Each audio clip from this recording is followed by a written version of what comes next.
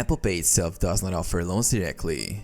However, you can access credit and financing options through some of the services integrated with Apple Pay. Here's how you can use Apple Pay to access credit or loans. Apple Card. The Apple Card, issued by Goldman Sachs, allows you to make purchases and access credit directly through Apple Pay.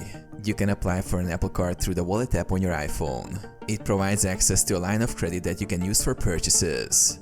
Apple Card offers features like Daily Cash, which is a cashback on purchases, and a low interest rate on credit card balances if you choose to carry a balance. There is no specific loan application process, but if you use your Apple Card for purchases and carry a balance, it functions similarly to a credit loan.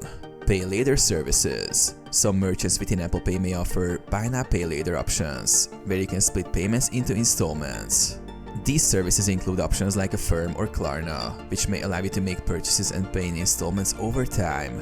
Third-party lenders. Apple Pay integrates with third-party lenders in some cases, allowing you to take out personal loans or financing options at participating stores. Always check the terms and conditions for eligibility.